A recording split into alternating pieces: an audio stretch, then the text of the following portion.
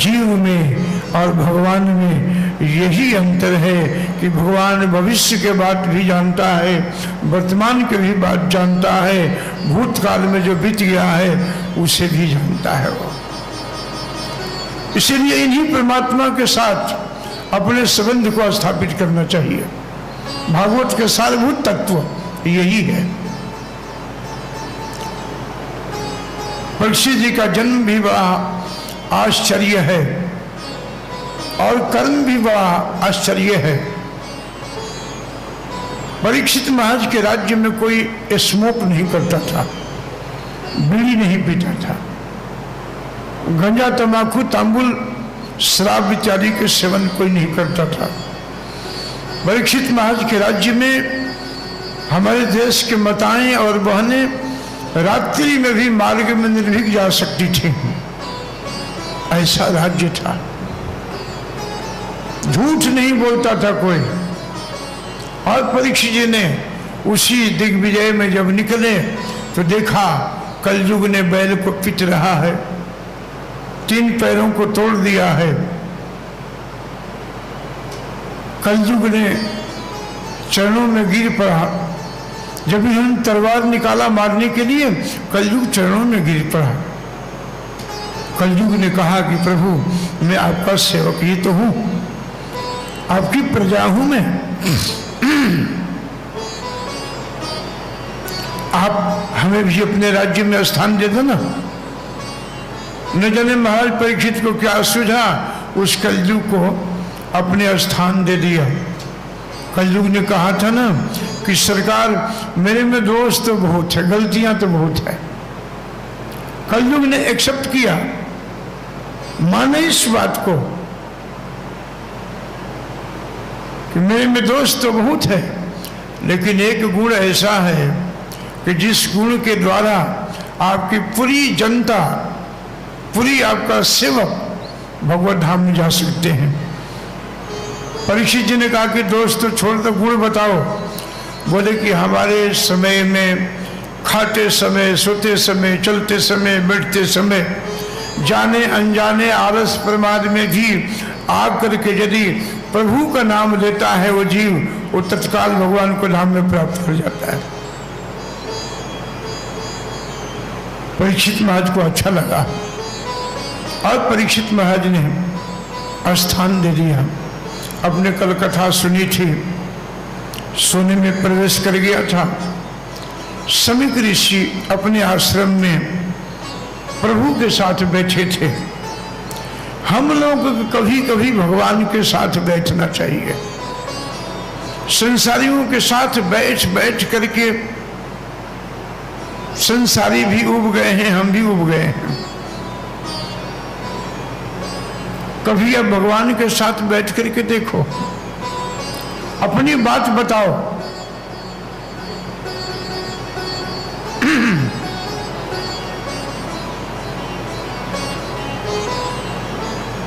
भगवान के साथ बैठे।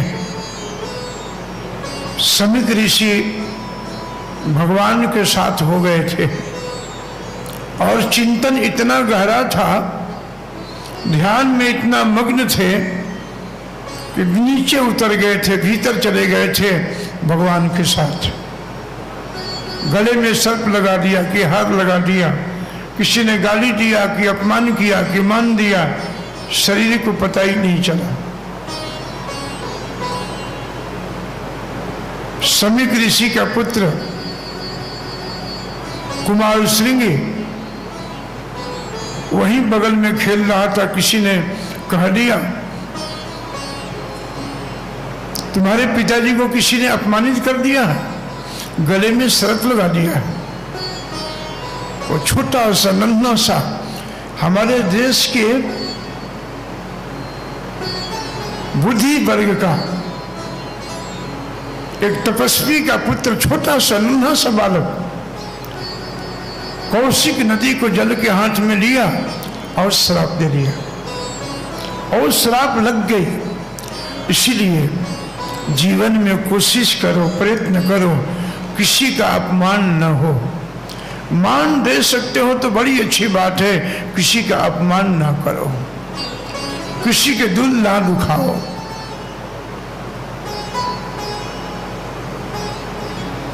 परीक्षित जी को श्राप लग गया है, 7 दिन का समय मिला है, हमें 7 मिनट के भी समय नहीं मिला है। और परीक्षित जी जो पांडवों के मान को वर्धन करने वाले हैं, परीक्षित जी सुखताल में गंगा जी के तट पर एक झिन्नी सा पतली सी कमर में एक धोती बांध करके और आसन जमा करके बैठ गए। आप सब भी आसन जमा के बैठना ठीक से। ये आगे वाले खाली जगह है, कहाँ है सब? ये आसन जमा के बैठ गए। परीक्षित को बैठे हुए देख करके देश के बड़े बड़े राजा, देवर्षि, ब्रह्मर्षि, ऋषि अपने शिष्य पर शिष्य ही अपने शिष्यों के साथ वहां बड़ा भारी संतों का समागम हुआ। ब्राह्मणों की भी समाज था। परीक्षित महाराज के मुक्ति के लिए सभी ने सोचना चालू कर दिया। ब्राह्मण बेचारे चिंतित हो गए, संत महात्मा दुखी हो गए। देश का राजा ही अच्छा नहीं हो तो भक्ति कैसे हो सकती है? भक्ति करने के लिए, धर्म करने के लिए, प्रभु के साथ नाम संकीर्तन करने के लिए देश के राजा धार्मिक होना चाहिए, देश के राजा को भक्त होना चाहिए। परीक्षित जैसा राजा जब नहीं रहेंगे, हमारी साधना, हमारी भक्ति कैसे चलेगी? ब्राह्मणों का तत्काल मीटिंग प्रारंभ हो गया। एक ने कहा कि यदि 9 दुर्गा को भी पंपाठ बैठाएं मुक्ति के लिए तो 9 दिन लग जाएगा, और परीक्षित को 7 दिन ही मिला है यहाँ पर। अनेक प्रकार के अपने अपने विचार दे रहे हैं। उसी समय सहसा सुखदेव जी का प्रादुर्भाव हुआ। भगवान बदरायण के पुत्र सुखदेव गोस्वामी, इनकी परंपरा पर ध्यान दीजिए। भगवान नारायण के पुत्र हैं ब्रह्मा जी, ब्रह्मा जी के पुत्र हैं वशिष्ठ जी, वशिष्ठ के पुत्र हैं महात्मा शक्ति, और शक्ति के पुत्र हैं पराशर मुनि, और पराशर मुनि के पुत्र हैं महर्षि वेदव्यास जी, और महर्षि वेदव्यास जी के पुत्र हैं सुखदेव गोस्वामी। ये इनकी परंपरा है। सुखदेव गोस्वामी के जीवन के विषय में हमने चर्चा की थी। वैसे तो बहुत विशाल रूप में इनका चर्चा की गई है। सुखदेव गोस्वामी का आगमन हुआ। जो कथा सुनने वाला है उसके शरीर पर झिन्नी सी एक वस्त्र है, पतली सी धोती, और जो कथा सुनाने वाला है ना उसका वो भी नहीं है, वस्त्र विहीन है। वो उसको पता ही नहीं है कि स्त्री पुरुष क्या होता है। आपने सुना था ना, वो अप्सराओं ने कहा था ना महर्षि वेदव्यास जी से, उन्होंने पूछा था ना कि अभी अभी 14 वर्षीय सुंदर शरीर वाले अभी एक बालक भाग के गया, तुम लोगों को शर्म नहीं आई? अरे मेरा उम्र बाबा दादा के समान है, तुमने वस्त्र पहन लिया। उन अप्सराओं ने, उन ज्योतियों ने एक स्वर से उत्तर दिया और कहा कि जानते हैं वेदव्यास जी, आपका जो बेटा है ना, पुत्र है ना, उसको स्त्री और पुरुष में भेद ही नहीं मानता है। ऐसे त्यागी, ऐसे वैरागी आचार्य के द्वारा ये भागवत की प्रवचन किया गया है। एकाएक सुखदेव गोस्वामी का आगमन, 14-16 वर्षीय शरीर है, घुंघराले बाल हैं, अद्भुत रूप है, सुंदर, सर्वांग सुंदर, और जाकर के सीधे एक आसन था, आसन पर बैठ गए। आसन पर बैठने के उपरांत सबने स्वागत किया। परीक्षित जी के पास 7 दिन ही समय था। आसन में बैठने की देर नहीं हुई, परीक्षित जी ने सुखदेव गोस्वामी जी को थोड़ा मानसिक पूजन इत्यादि करके और प्रश्न कर दिया। और वह प्रश्न सबके साथ, सबके जीवन के साथ जुड़ा हुआ है। वह प्रश्न सबके जीवन के साथ लगा हुआ है। क्या प्रश्न पूछा? गुरुदेव, जिनकी मृत्यु निकट है, जो मरासन पर पड़ा हुआ है, जो मरने वाला ही है, उस व्यक्ति का क्या साधन करना चाहिए? किसका भजन करें, किसका चिंतन करें, किसका नाम संकीर्तन करें? सुखदेव जी ने हंस दिया। सुखदेव जी ने कहा कि घबरा गए हो, मृत्यु के समाचार सुनकर के अशांत हो गए हो। अरे मैं तुम्हारे समक्ष बैठा हूं, तुम्हें मृत्यु के लिए चिंता नहीं करनी चाहिए जैसे हम मृत्यु से घबराते हैं, डरते हैं। क्यों ऐसा होता है? क्योंकि जीवन में साधन नहीं है, चिंतन नहीं है, साधन संपन्न नहीं है। हम सब यदि ठीक से साधना हो जाए, ठीक से शरीर आत्मा के विषय में समझ हो जाए, तो मृत्यु से चिंतित होने की कोई आवश्यकता नहीं है। सुखदेव जी ने कहा कि डर गए हो क्या? मैं बैठा हूं ना। अरे परीक्षित, तुम्हारे पास 7 दिन बचा है। आप जानते हो, एक महाराज खटवांग थे। खटवांगो नाम राजर्षि, एक राजर्षि थे, नाम था खटवांग। संसार और देश की सेवा करते करते समय निकलता गया, पता नहीं चला। एक दिन होश आ गया कि शरीर पर बुढ़ापा आ गया और मैंने कुछ साधन किया नहीं।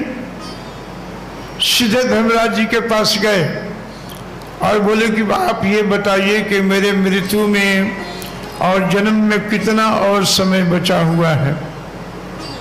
रजिस्टर निकाल करके देखा गया तो उनका एक क्षण, एक घड़ी बचा हुआ था। और एक घड़ी में महाराज खटवांग केवल भगवान का नाम जप किया, हरे कृष्णा कृष्णा हरे हरे, हरे राम राम राम हरे हरे। एक क्षण में भगवान का नाम लिया और भगवत प्राप्ति हो गई। राजन, तुम्हारे पास 7 दिन बचा हुआ है, चिंता मत करो। 7 दिन बचा है, बहुत है 7 दिन। आप सब भी 7 दिन की गारंटी दिया है भागवत जी ने आपको। ध्यान से भागवत जी को सुनिए और ध्यान से हृदय गमन कीजिए इसे। ये कोई ग्रंथ नहीं है, ये जीवन दर्शन है। आप अपने जीवन को इससे समझ सकते हो कि मैं कौन हूं, कहां से आया हूं, क्या करना चाहिए। ये जीवन दर्शन जो ग्रंथ है 18 पुराण भागवतम, ये आपको शिक्षा देता है। जीवन के विषय में इसमें बताया गया है। सुखदेव गोस्वामी ने प्रभु को याद किया, प्रार्थना किया और कैसे कैसे लोग तर जाते हैं सुखदेव गोस्वामी ने प्रार्थना करके। प्रार्थना में एक श्लोक आपको मैं बता देता हूं।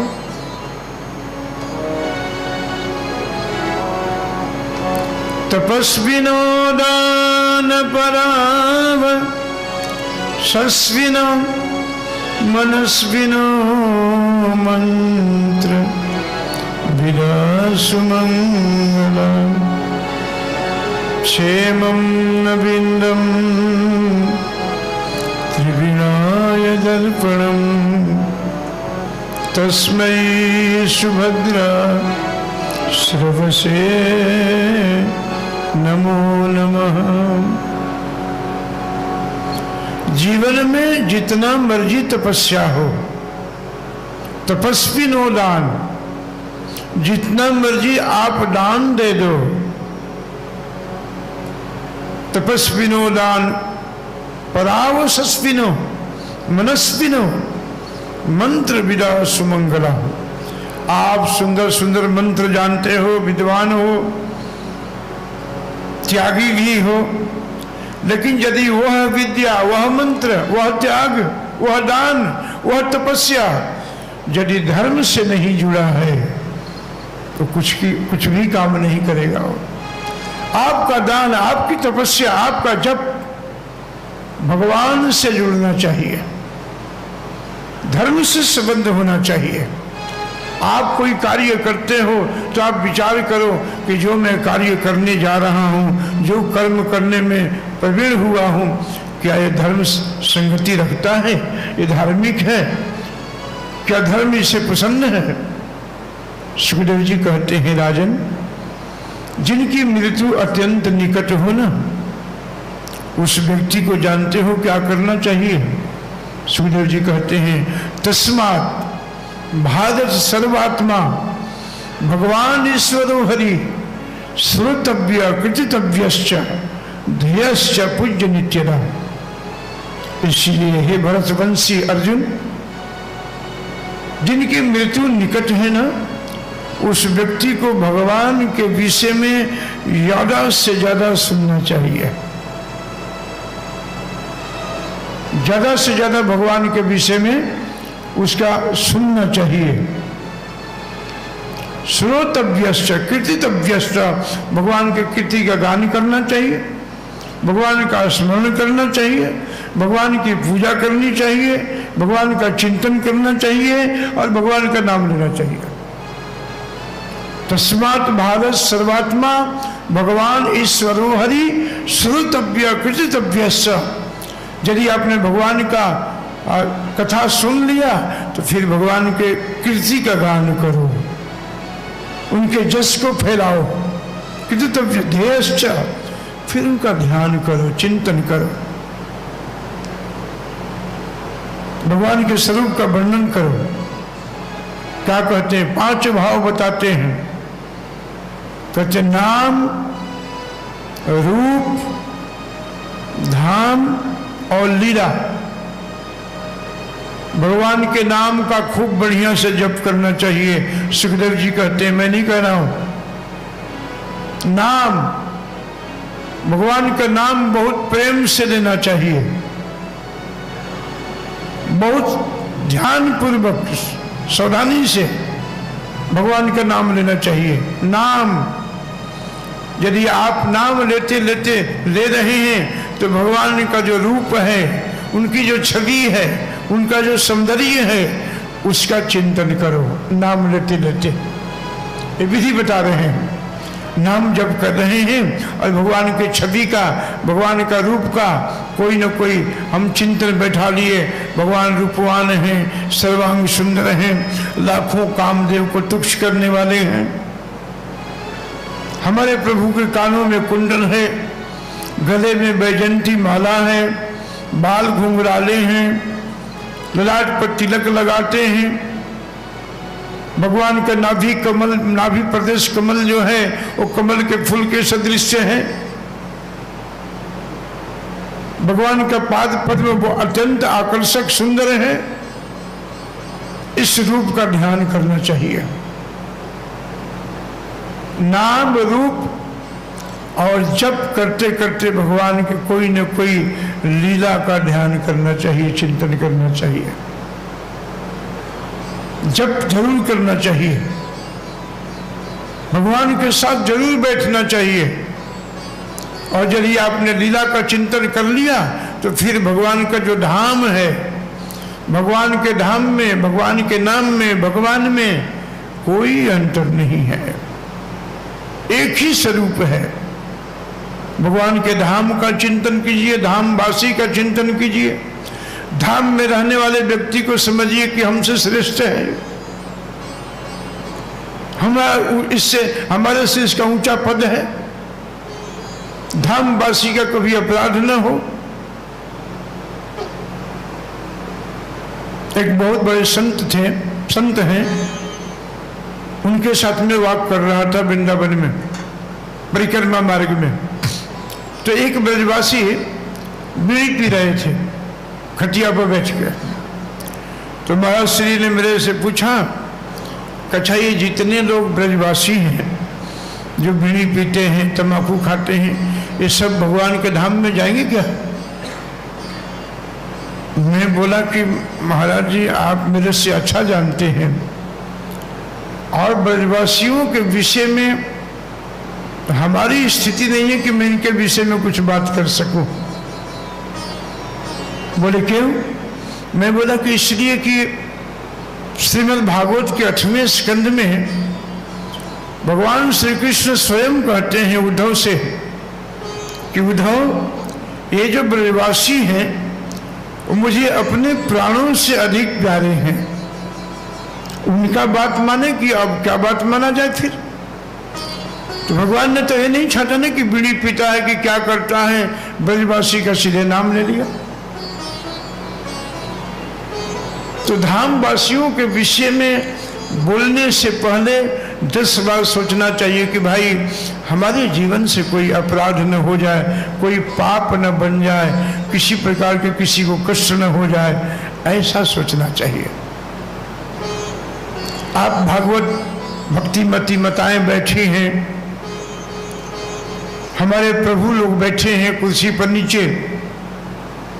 मैं एक निवेदन के रूप में रखना चाहता हूं कि जो जीवन मिला है बहुत कम समय के लिए मिला है, इसकी कोई गारंटी नहीं है।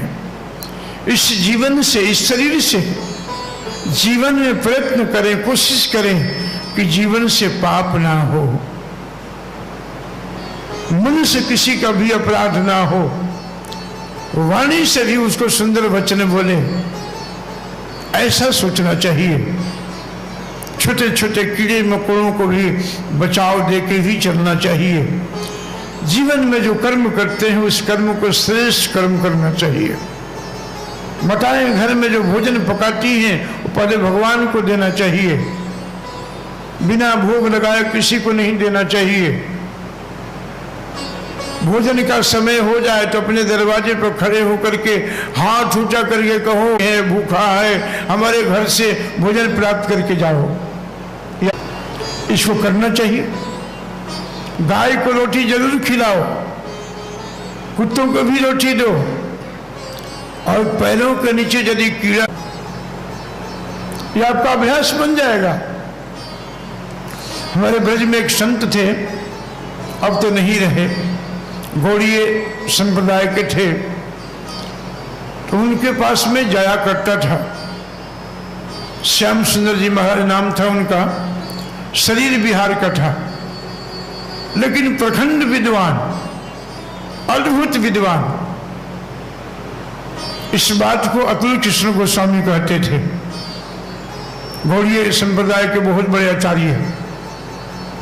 उनके जैसा भागवत करने वाला आज तक, जो उनकी भाषा थी, जो उनका जो बोलने की शैली थी, वो अद्भुत था। वो कहते थे कि जब मैं उनके पास जाता था और मैं भी देखा कि शरीर खटिया पर पड़ा है, हिल डुल नहीं रहा है, लेकिन धीरे धीरे हाथ उठा करके और ऐसे ऐसे कर रहे हैं, यानी मानसिक पूजा कर रहे हैं, प्रभु की मानसिक आरती कर रहे हैं।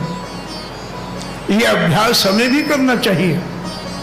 जप करने का अभ्यास करें, सुंदर बोलने का अभ्यास करें, सुंदर सुनने का अभ्यास करें, सौम्य गति से चलने का अभ्यास करें, जीवों पर दया रखने का अभ्यास करें।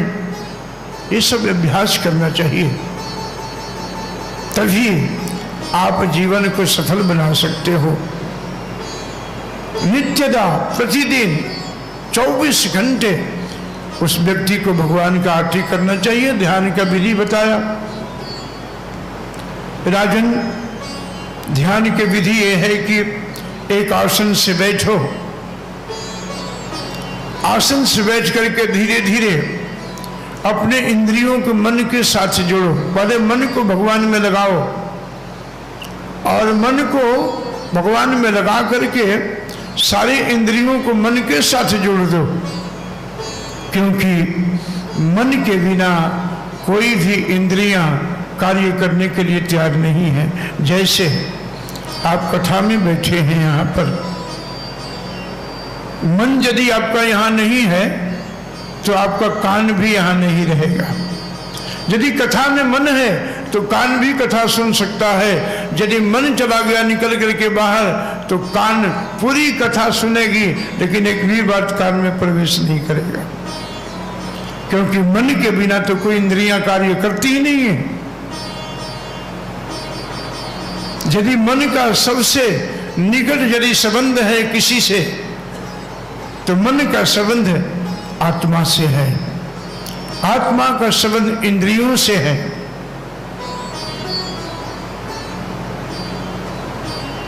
आत्मा का संबंध मन से है, मन का संबंध इंद्रियों से है और इंद्रियों से ही भगवान की सेवा की जाती है।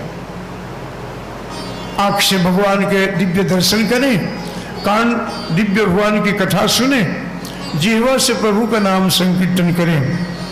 हरे कृष्णा कृष्ण कृष्ण हरे हरे, हरे राम राम राम हरे। जब ही मंत्र का उच्चारण हो हाथ ऊंचा होना चाहिए। जय जय श्री।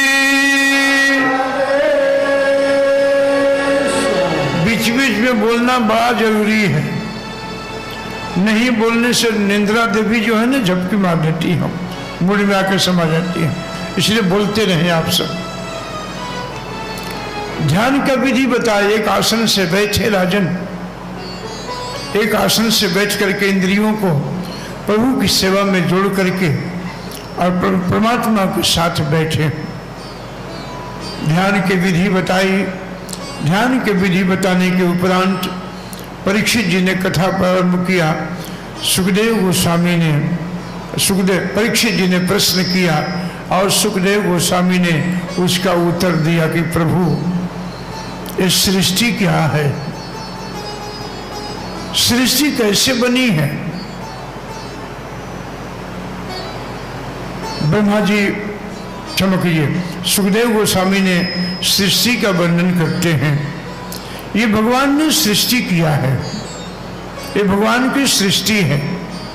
सर्वप्रथम भगवान ने ब्रह्मा जी को उत्पन्न किया। भगवान का विचार हुआ, मन हुआ ऐसा। देखिए सृष्टि का वर्णन करते हैं भागवत जी में, भागवत के 3 स्कंद में। कुछ भी नहीं था, जल ही जल था, जल में था सब कुछ। भगवान गर्भोदक साई विष्णु 3 महाविष्णु हैं। कारण समुद्र में भगवान गर्भोदक साई विष्णु हैं, एक गर्भोदक साई विष्णु हैं और एक क्षीरोदक साई विष्णु हैं। आप सुने हैं ना कथाओं में, भगवान अनंत हैं, हरि अनंत, हरि कथा अनंता। भगवान भी अनंत हैं और कथा भी उनकी अनंत है। भगवान ने वहां से ब्रह्मा जी का उत्पत्ति हुआ। नारायण के पुत्र हैं ना, ब्रह्मा जी डायरेक्ट भगवान के पुत्र हैं, जैसा कि भी हमने बताया था। ब्रह्मा जी ने देखा कि सारा जगत जल में है, जल से भरा हुआ है, यहां थल तो है ही नहीं। ब्रह्मा जी ने सोचने लगे कि मैं कहां से आया हूं, ये सब क्या है। ब्रह्मा जी को समझ में नहीं आया। ब्रह्मा जी ने सोचा कि चलो मैं जहां आसन पर बैठा हूं उसी आसन को पकड़ करके मैं नीचे उतरता हूं। ब्रह्मा जी जब कमल के नाल के पकड़ करके उतरे नीचे तो उनको हजारों वर्ष लग गया, उनको ये पता नहीं चला कि मैं कहां से आया हूं। जैसे हम लोगों को ये पता नहीं है कि हम कहाँ से आए हैं। हम सीधे यदि कहते हैं आप कौन हैं, मैं बोले कि मैं इस गांव का हूँ, मेरा अमुक नाम है, मेरे पिताजी का ये नाम है, हमारे पिताजी का पिताजी ये नाम है। आप ऐसे करते करते जाएंगे तो सृष्टि में जाएंगे और पता चलेगा कि मैं सीधे भगवान के पुत्र हैं, हम सब भगवान के अंश हैं। ब्रह्मा जी को पता नहीं चला, ब्रह्मा जी वहां से निकल करके बाहर आए। ब्रह्मा जी को दो शब्द सुनाई दिया, तो यानी तपस्या करो तुम।